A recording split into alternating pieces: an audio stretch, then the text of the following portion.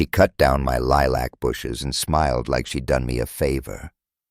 2 months later, her garden was leveled by her own HOA rule book, and I didn't even have to be there to see it. That woman, Karen, she thought she ran everything because she was married to the boss. But the one thing she didn't own was me. I worked for this large office equipment company, national service, high-value clients, a network that depended on a single, ancient piece of custom software. I didn't write it, but I was the only one who understood it after the original guy passed. No documentation, no backup plan, just me. It ran dispatching, billing, job logs, you name it.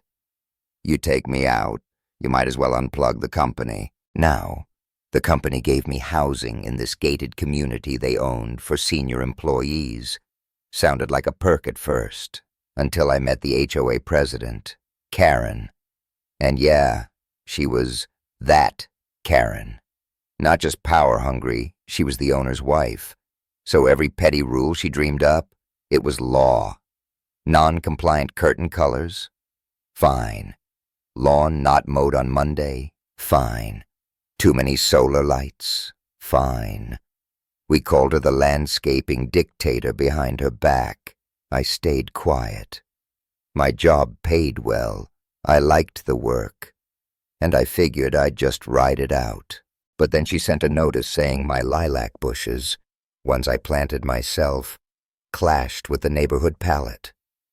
Her words. One day I came home and they were gone.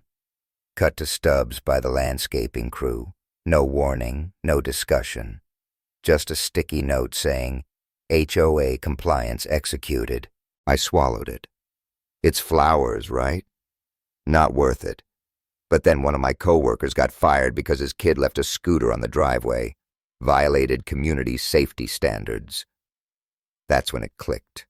She wasn't just a tyrant. She was setting the tone for who stayed and who got crushed. It got worse when the company hired a new director, some MBA guy named Clint who played golf with Karen's husband. No tech experience. First week, he walked in with a clipboard and said he was streamlining the service model. Asked me to rewrite part of the core software to reduce the field tech's service times. I told him flat out it wasn't that simple. He said, "You're not a decision maker, just a programmer." That stung. Karen started showing up at the office more, sitting in on meetings, taking notes. One morning, I came in to find my role had been realigned. No warning. I was now a dispatcher, not a tech lead, not a systems manager, just another warm body on the phones. Legally, that meant I wasn't allowed to access the core system anymore, too much liability. They made a big deal of it in writing. So I followed orders. I sat down, logged in, and stared at a blank screen. No one else could access the system. I had always done it. Calls piled up, jobs stalled. Clients started calling angry. Air conditioning units broke in corporate towers and nobody got dispatched. Within a week, the system was falling apart. Meanwhile, Karen's little HOA kingdom wasn't spared. The automated gates froze open. The pool filtration system stopped sending alerts. Even the cappuccino machine in the community lounge glitched and refused to heat. Suddenly, I was getting messages. Not from HR, from Karen. "Can you just take a quick look?" she wrote. "Just this once." I didn't reply. The panic didn't take long.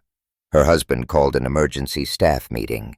I sat in the back while he talked about team unity and restoring operational synergy. Then he turned to me and said, "Let's put the past behind us." I told him, "I'm just a dispatcher now, right?" That's when the lawsuit came. They tried to drag me into court for dereliction of duty, said I caused material disruption. The judge asked what my job title was. I said, "Dispatcher." The company's own paperwork confirmed it. Case dismissed. By the time they realized how bad it had gotten, it was too late. They lost 3 major contracts. One client even called me personally and asked if I was available freelance. I wasn't. I had already accepted a new job. More pay, less stress, no HOA attached. But I wasn't done yet. I had a friend who ran a landscaping company. Before I left, I asked him for a favor. One final compliance sweep. By the book. Karen had written the HOA regulations herself, down to the inch. So we followed it. Trimmed every overhanging branch, every hedge out of bounds, every non-native plant she loved. Lilacs, gone. Roses, gone. Her favorite linden tree, too close to the property line, also gone. She screamed so loud the guy told me he heard it through his truck door. She tried to stop them, but every snip was by regulation. Her regulation. And I was already gone. New apartment, new job, new life. No curtain fines, no HOA overlord, just peace. Now when people ask me what happened, I tell them she built a kingdom out of rules, and I just handed her the mirror. So who was really in the wrong here?